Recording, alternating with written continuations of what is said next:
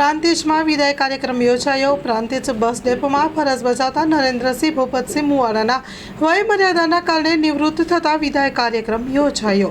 પ્રાંતિજ બસ ડેપોના નરેન્દ્રસિંહ ભૂપતસિંહ તેમના વિદાય સમારંભ મુખ્ય મહેમાન તરીકે પૂર્વ શિક્ષણ મંત્રી જયસિંહ ચૌહાણ, મુખ્ય મહેમાન તરીકે વાઘપુર ઠાકોર સાહેબ અને મહાવીરસિંહજી બાપુ, પૂર્વ તલોદ તાલુકા પ્રમુખ એસ.કે. ઝાલા, મૈયલ સીટ ડેલિકેટ ભાનુમતીબા, દિલાવરસિંહ સોલંકી તથા ડેપો મેનેજર ભૂતપૂર્વ ડેપો મેનેજર મંગુભા ઝાલા સ્નેહીજનો ખૂબ જ મોટી સંખ્યામાં ઉપસ્થિત રહીને કાર્યક્રમને સફળ બનાવ્યો હતો। બહુચર હોટલના માલિક ડી.કે. ઝાલાએ એસટી ડેપો મેનેજરમાં ફરજ બજાવતા હતા।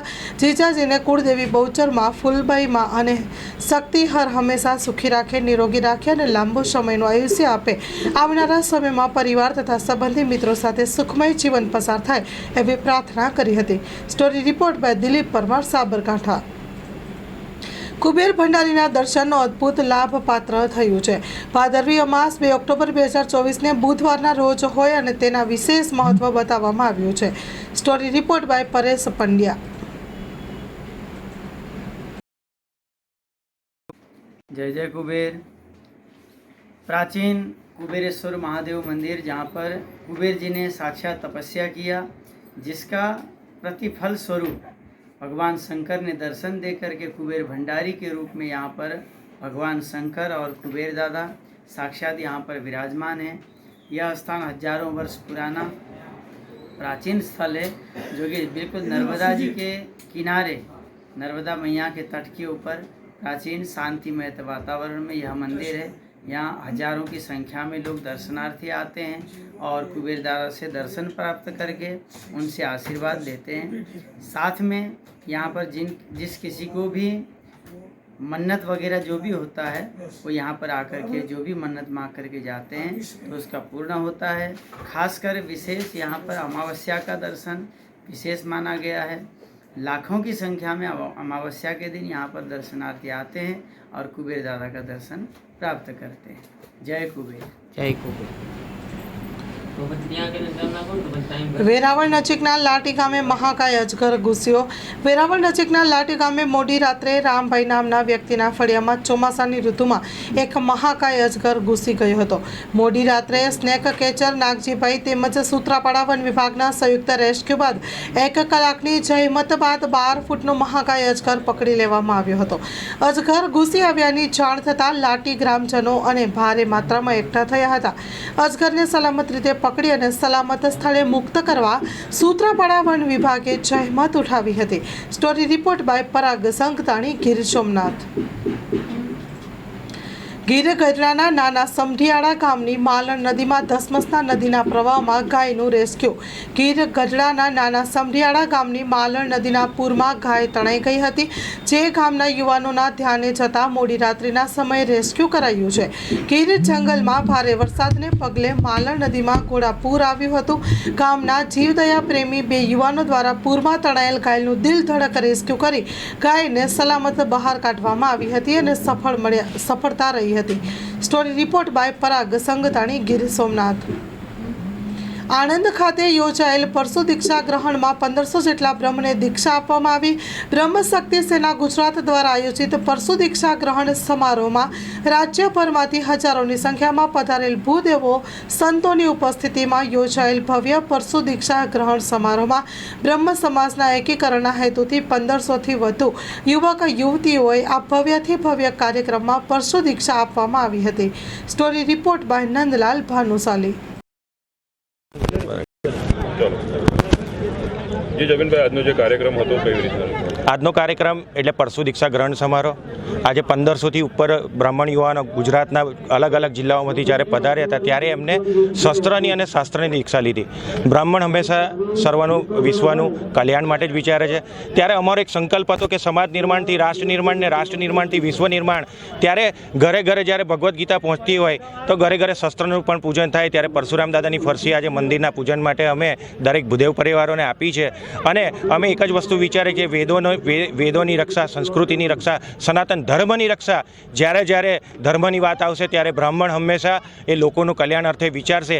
એ માટે આજે સમગ્ર અલગ અલગ 19 જિલ્લાઓમાંથી આજે બ્રહ્મ પરિવારો આવ્યા હતા, યુવાનો યુવતીઓ આવ્યા હતા, જેમને પરશુ દીક્ષા ગ્રહણ કરી અને વિજય મુહૂર્ત 12:39 હતું એ ટાઈમે એમને પરશુ દીક્ષા ગ્રહણ કરી અને આજે અલૌકિક આનંદ કર્યો અને પરશુરામ દાદાની અને મહાદેવની માતાજીની આશીર્વાદની અનુભૂતિનો અહેસાસ કર્યો. આશીર્વાદ લીધા. હર હર મહાદેવ, જય જય પરશુરામ.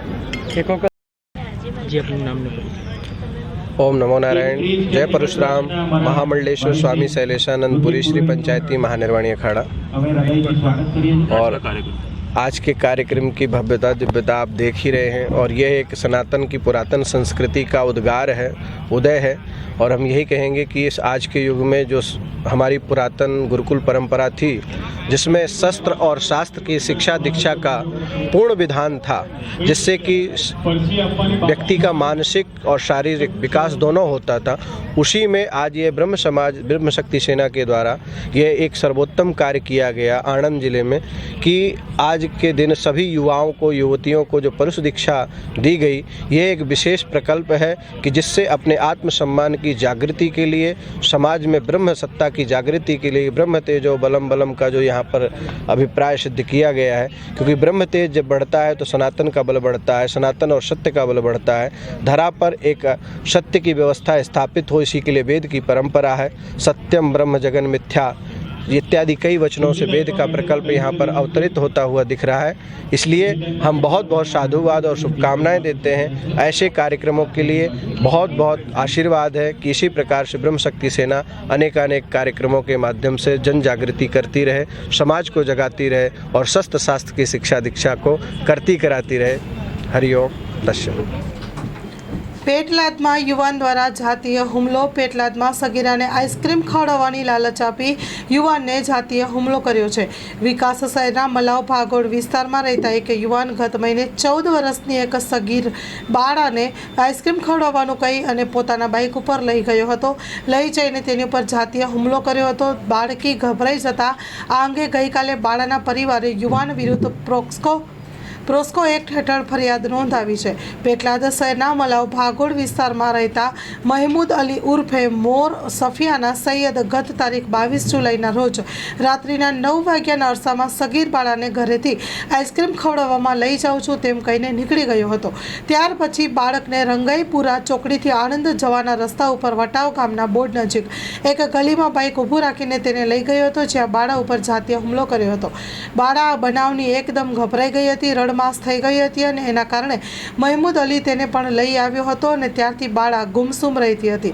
તે દરમિયાન પવિત્ર પરિવારજનો પૂછતા જ ગઈકાલે બાળાએ પોતાની સાથે બનેલી વિગત જણાવી હતી, જેના પગલે પરિવારજનોએ ભલભલી લઈ ગયા હતા અને તરત જ પેટલા ટાઉન એસએચ બુલાન પાસે લઈ જઈ તેણે બધી જ વાત કરાવી હતી, જેના પગલે તરત જ યુવાન વિરુદ્ધ એક્ટ હેઠળ તળે ગુનો દાખલ થયો છે.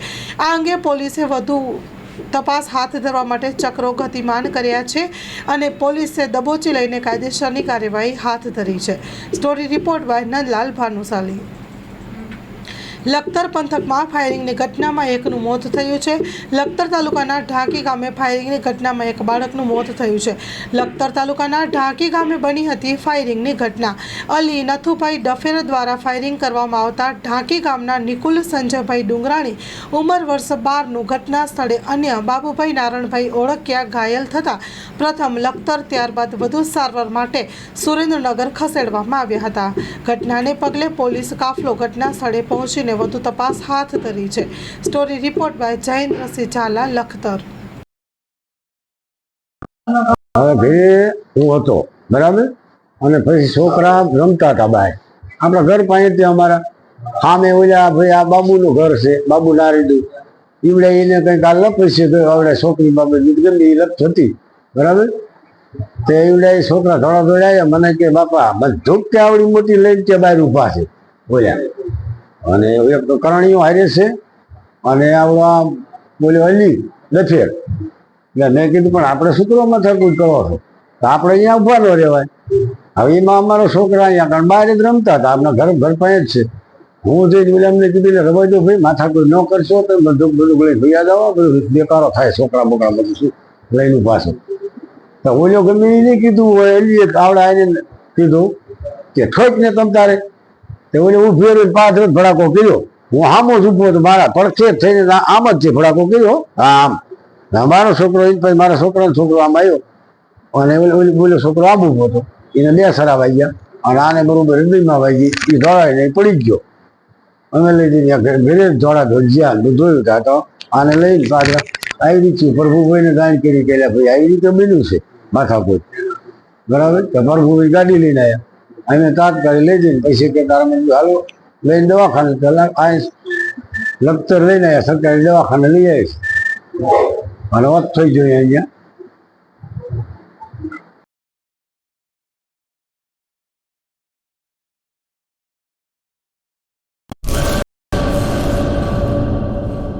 શ્રી અખિલ કચ્છ રઘુવંશી સોશિયલ ગ્રુપ સંચાલિત ભુજ શહેર રઘુવંશી સોશિયલ ગ્રુપ મહિલા નવરાત્રિ મહોત્સવ 2024 તારીખ 3/10/2024 થી 11/10/2024. સમય સાંજે 6:30 થી 8:30 કલાકે. સ્થળ વિરામ હોટલ ભુજ. નિમંત્રક શ્રીમતી અહુલીબેન એસ ઠક્કર, પ્રમુખ 9898598475. ઈલાબેન છે ઠક્કર, મંત્રી 8469718777.